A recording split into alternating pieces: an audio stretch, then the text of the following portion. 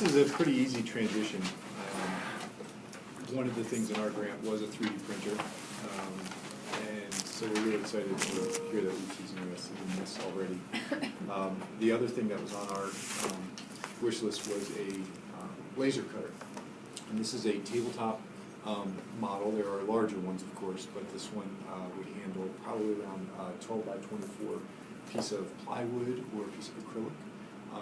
As far as cutting, it can also etch or engrave metal or leather, paper, Bristol board. So it's really an all-purpose cutter. And this was initiated, I'd say, at the middle school, because they're already doing such great work in the wood shop. And the idea was that then they could sort of create these boxes, but maybe the lid they could actually design on the computer and have the laser cutter cut this very precise top for it that would then be incorporated into the joinery that they were learning in the rest of the class. And when we started thinking about that, it was, we realized it was a vector-based software that they would be using. So it was something like Adobe Illustrator, which is what we teach at the high school in graphic design. And I went over and mentioned to Kat, and her eyes lit up, because not only would we be able to design sort of the packaging for an object, but we might actually be able to design or the label for the object. We might be able to design the package and have it laser cut, as well as the object itself, whether it's a 3D printed piece or whether it's something that's made out of wood that's cut apart and assembled later on. Right now they're working on a project where they're creating a package for something that couldn't possibly exist, like canned courage or something like that. And just thinking about they could actually create what courage looks like, that they could actually make the can with a box that would go in and it would have the labeling and the ad campaign. So it really takes this really creative idea and brings it into the real world. I have some illustrations that I thought were achievable. One of the best ones here, I think, is I thought this glasses case was really cool, and it basically uses the laser cutter to cut plywood in such a way that you could actually bend it very easily. So it becomes this very flexible material. This one here, I thought would be spectacular if you could imagine having student designed chairs in the science wing lobby area or around the school. But really more realistic for what we're asking for would be maybe a model of a chair. So yes, the guy used to have in the, it's all about scale, so it's math. And then you start thinking about, well, we have this tool that can make things, but not only it can make things, but it can also make more tools that could be used in other areas. So these laser cut patterns, which could be used for textiles. So if we're doing a unit on textiles at any level, any grade level, these were probably made and used in India to create stamps for saris and other things. And then, of course, I'm looking at these rolling pins that have these amazing engravings, and I'm thinking about clay and how you can purchase these textures. You can buy ready-made rolling pins from different suppliers, but how much more interesting would it be for a clay student to go to a graphic design student and say, hey, could you design this for me? And have them collaborate and turn out something that they could create a texture that could then go on the surface of a bug or a planter or something like that. I have a video queued up here that shows the making of these wooden glasses. And this was from the link, right? Yes. On the grant, so if you're interested in looking at it again. I don't know if you've seen this already, but it just goes through, and I don't know that this is sped up, actually. I think it works this fast. It's pretty crazy. It's got this laser that's cutting through, and it's actually cutting through the wood here, and you can see the laser being very precise, doing things that you could do by hand with like years and years of practice and failures and things like that. And really, it allows you to get to get the effect and get the experience. But I also think when you go to the museum, then you see something that was made in the 16th century that has more detail than this. It really makes an impression on how much skill went into that. So these are very simple glasses, but they could be doing quite a bit more creative design work. And you see they just pop apart. And then the hardware, I'm sure, is available, very inexpensive online. And you get the idea. They go through St. Patty's Day glasses, which is very timely, but... Chris, that's the wood. Can you also use corrugated cardboard? yes, I you mean, can it's cut brilliant. I worked with cardboard. a young man at MIT, graduate student, who created this toy box of just shapes of corrugated cardboard that you use brads to put together, and it was the most amazing Wow. experience for kids. And a shape could take a lot of space, but then because of this, you could move them together and could take up little space. So anyway, I'm sorry, but I just want to make sure that this tool could do the same thing. Yes, and paper as well. So anything, I think 1/4-inch thick plywood is about as thick as it goes. But there were some illustrations of chess sets that are made out of acrylic that would be cut into 2 pieces and then using various joinery to get them to stand up. And just really exciting opportunities, stuff that, you know, when it's not something that you come in with this elaborate plan. It's just sort of the excitement of what could be done and what is possible, knowing that the kids will even take it then to another level, as you were talking about it at Brandeis, where their professors are probably just sitting back and really just watching it happen, which is really the best. There is an engineering component to it, and one last thing. The last part of the paragraph there too was something I'll probably be mentioning a year from now or 2 years from now after engineering gets going. Is the idea of creating tools to be able to make more things, and a clay 3D printer. There are you can buy one for like 20 grand. You can also make one for about $700. So with all these components, and people have generously put all this stuff online, and just thinking about how cool it would be to have 5 or 6, core kids build a ceramic 3D printer. Both the laser printer and the ceramic printer would allow us to work with incredibly cheap materials too.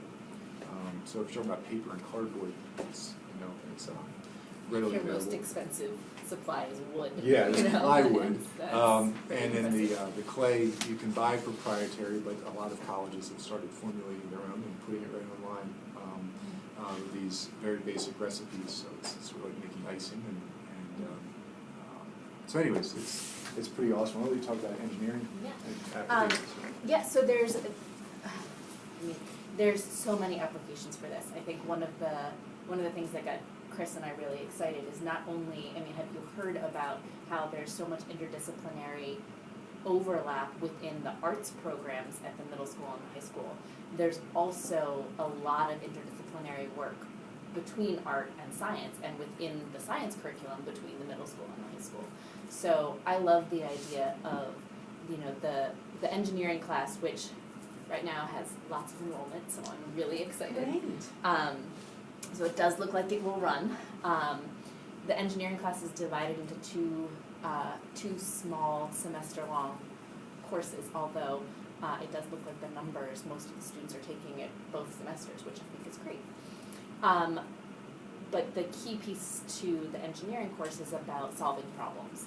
And when you are able to manufacture your own solutions to the problems, it becomes a lot more of a creative process, and it becomes a lot more of a real-world engineering, creative solution design problem. So you're figuring out, okay, if only we had something that did, that looked like this and could fit here. And how many times have we all sort of experienced that? So the kids get to try it. They get to say, okay, here's how we would make it in the 3D printer, or here's how we could cut it out of cardboard, or maybe let's cut it out of cardboard using the laser cutter and see if it works, and then we can build it out of plastics in the 3D printer. So there's all of these layers of work here, and the idea that we can expose the students to this at the middle school level in their science classrooms, in their arts rotations, and then be able to have them build upon those experiences and that design process or that design way of thinking is great. You know, you've got an arts student, you've got a graphic design student in a biology class or in the engineering class who can take the lead and say, oh yeah, we've done this in class, or hey, you know, here's how I can explain this to you.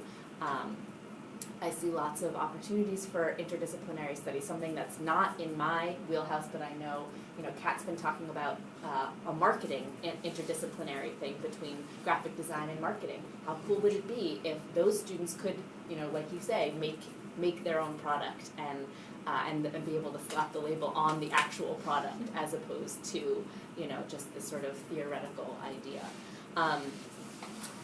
I have some pictures here. They're not quite as cool and interactive as the video, but it just gives you some idea. You know, this is wheels and joints and created out of acrylic. You know, out of that's the laser cutter. Another sort of set of intricate sort of, you know, design Erica, patterns. before you go on, I think one of the things that frustrates children to no end, children of all ages, is when it gets really intricate like that and cutting that out. And if a laser cutter can do that for you, And then can your I gears just can be more tell specific. you how many students, Mary can attest to this too. We have to cut what? You know, like out of paper, trying to get them to see how things interconnect. Can't stand it. They're so done. So yeah, by having something that can do that for them. Here's another example of you know, creating something artistically, but also, you know, that serves a purpose. Then this was just a generic. This is a spoon, you know, like to rest your spoon. That's all made out of 3D printed plastic, 3D printed Legos. You know, I think this can be huge at the middle school level, possibly even at the elementary school level, if I can talk about wanting the 3D printers across the board. But I see this happening, you know, this being something in our engineering design classes, in our bio design challenge. Like, if we can just build those two pieces that we need in order to, you know, in order to make this, rather than trying to assemble it out of Scotch tape and glue and whatnot.